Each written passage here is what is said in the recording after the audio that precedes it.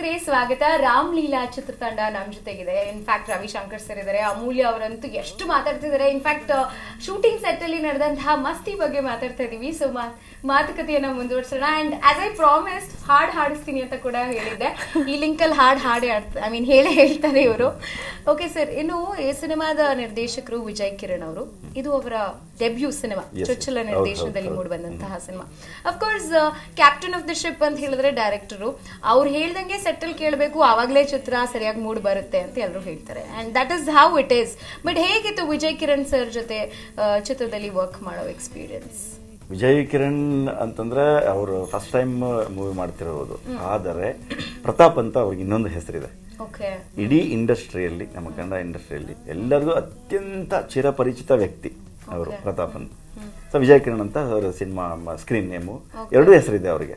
So ಹಾಗಾಗಿ ಪ್ರತಿಯೊಬ್ಬರಿಗೂ ನಮ್ಮ ಡೈರೆಕ್ಟರ್ ಬಗ್ಗೆ ಗೊತ್ತಿರೋದ್ರಿಂದ, ಅಂಡ್ ನಮ್ಮ ಡೈರೆಕ್ಟರ್ ಅಷ್ಟೇ ಸಾಕಾತ್ ಕೂಲ್ ಅಂದ್ರೆ ಕೂಲ್, ಹಂಗೇ ಬೇಕು ಹಂಗೆ ಬೇಕು, ಯಾರಿಗೂ ಇದೇ ಮಾಡಿದವರೆಲ್ಲ ಸೀನ್ ಇದು, ಸೀಕ್ವೆನ್ಸ್ ಇದು ಡೈಲಾಗು ಅಷ್ಟೇ ಹೇಳ್ಬೋದು.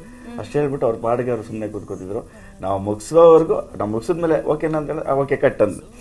ನಮ್ಮ ಕನ್ನಡ ನೇಟಿವಿಟಿಗೆ ತಕ್ಕಂತೆ ಮಾಡಿಫೈ ಮಾಡಿರ್ತಾರೆ. ಮಾಡಿಫೈ ಒಂದು ತುಂಬಾ ಸೀನ್ಗಳು ಬದಲಾಗಿದೆ.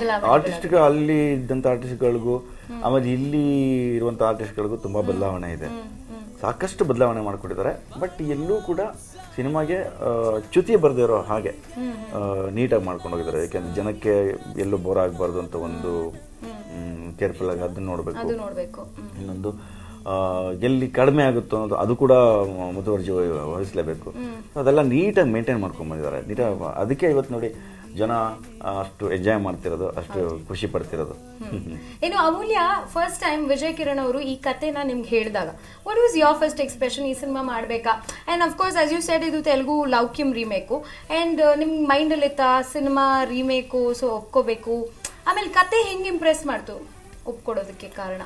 ಕತೆ ಅಫ್ಕೋರ್ಸ್ ಇಲ್ಲಿ ಐ ಥಿಂಕ್ ಫಸ್ಟ್ ಹಾಫ್ ನಲ್ಲಿ, to be very frank, heroine portion ತುಂಬಾ ಕಮ್ಮಿ ಇತ್ತು ದ ಒರಿಜಿನಲ್ ನಲ್ಲಿ. ನಾನು ಒಪ್ಕೊಂಡಾದ್ಮೇಲೆ ಇನ್ಫ್ಯಾಕ್ಟ್ ನಾನು ಹೇಳಿದ್ದು ಇಲ್ಲ, but they made lot of changes. So that made me ಇಷ್ಟೊಂದು ಇಂಪಾರ್ಟೆನ್ಸ್ ಕೊಟ್ಟು they doing for me. So I have to do. And ತುಂಬ ಒಳ್ಳೆ ಸಬ್ಜೆಕ್ಟ್ ಇದು. ಇಟ್ಸ್ ನಾಟ್ ದಟ್ ಕಾಮಿಡಿ ಅನ್ನೋದು ನಾವು ತುಂಬ ಸಿನಿಮಾನಲ್ಲಿ ನೋಡಿದ್ರೆ ನಾವು ಬೇಕು ಅಂತ ಅಷ್ಟ್ ಕಡೆ ಇಲ್ಲಿ ಕಾಮಿಡಿ ಇಲ್ಲ, ಕಾಮಿಡಿ ಅಂತಾನೆ ಒಂದು ಪೋರ್ಷನ್ ಇರುತ್ತೆ. So it is apart from the script. Comedy just ಎಂಟರ್ಟೈನ್ಮೆಂಟ್ಗೋಸ್ಕರ. ಬಟ್ ಇಲ್ಲಿ ಆ ಥರದ್ದು ಒಂದು ಸೀನ್ ಕೂಡ ಇಲ್ಲ. It is all situation comedies. ಕತೆ ಹೋಗ್ತಾ ಇದೆ, ಕತೆ ಒಳಗೆ ಆ ಕಾಮಿಡಿ ಇದೆ, ಸೆಂಟಿಮೆಂಟು ಇದೆ, ಲವ್ ಇದೆ. ಅಫ್ಕೋರ್ಸ್ ಅಂದ್ರೆ ಲೈಕ್ ಇಟ್ಸ್ ನಮ್ಮ ಸಿನಿಮಾನಲ್ಲಿ ಟೋಟಲಿ 3 ಇಲ್ಲ 4 ಫೈಟ್ ಬರುತ್ತೆ. 3 ಫೈಟ್ ಬರುತ್ತೆ. ಸೊ ಅದರ ಜೊತೆಗೆ emotions, every one, romantic, love, everything ಇದೆ. Okay, so as we promised, ಇವಾಗ ನೀವು ಹಾಡಾಡ್ಬೇಕು. ನಮ್ಮ ಅಭಿಮಾನಿಗಳು ಕಾಯ್ತಿದ್ದಾರೆ. ಓಕೆ, ಇದು ಕಣ್ ಎಕ್ಸ್ಪ್ರೆಷನ್ ನಿಮ್ ಕಡೆ ತೋರಿಸ್ತಾ ಇದಾರೆ.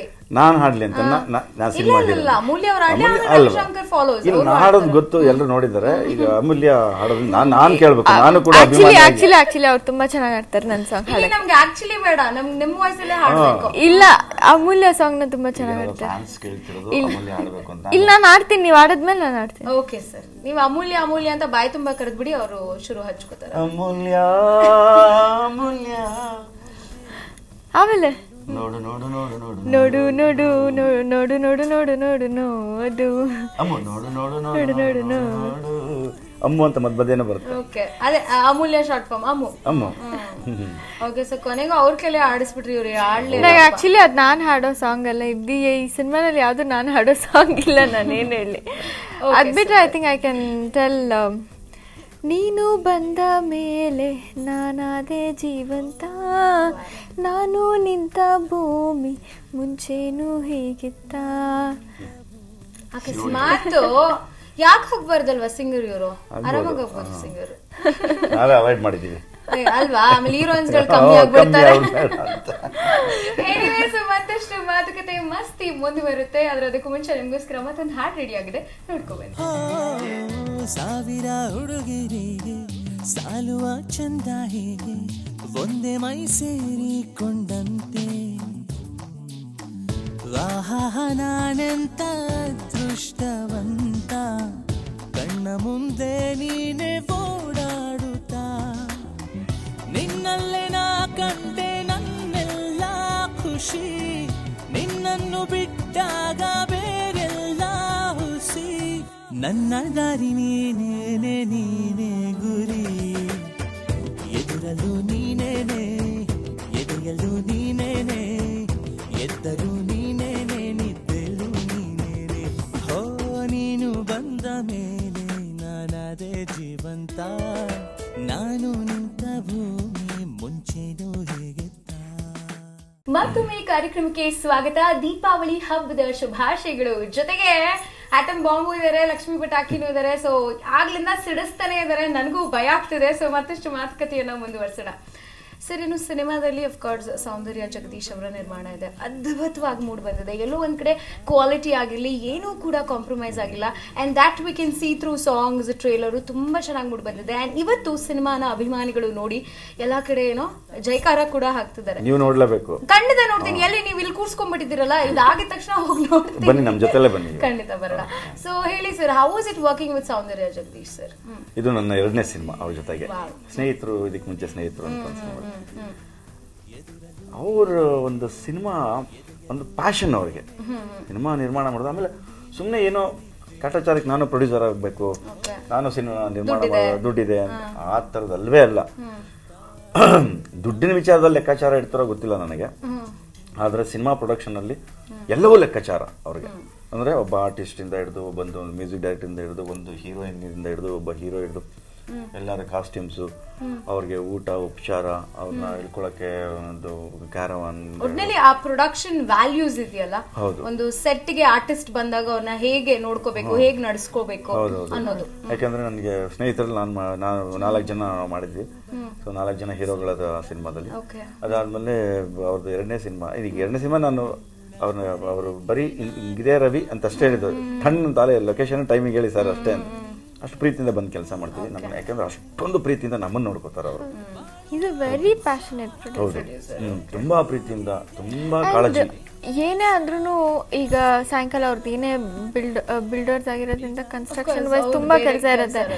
ಬಟ್ ಬರ್ತಾರೆ, ಬೆಳಗ್ಗೆ ಒಂದ್ ರೌಂಡ್ ವಿಸಿಟ್ ಕೊಟ್ಬಿಟ್ಟು ಹೋಗ್ತಾರೆ. ಎಲ್ಲಾನು ಕ್ಯಾರವಾನ್ ಬಂದು ಹಾಯ್ ಮಾ, good morning good morning, he'll just wish, ಎಲ್ಲಾರನ್ನೂ ವಿಶ್ ಮಾಡ್ಬಿಟ್ಟು ಹೋಗ್ತಾರೆ. ಅಂಡ್ ಸಂಜೆ ಬಂದು ಒಂದಷ್ಟು ಶಾರ್ಟ್ಸ್ ನೋಡ್ತಾರೆ. If he is really happy, he'll come and ತುಂಬಾ ಚೆನ್ನಾಗಿ ಬಂದಿದೆ ಶಾರ್ಟು, ಎಷ್ಟು ಚೆನ್ನಾಗಿ ಮಾಡಿದ್ದೀರಾ ನೀವು ಅಂತ ಹಿಲ್ ಜಸ್ಟ್ ಎಂಕರೇಜ್ ಅಸ್.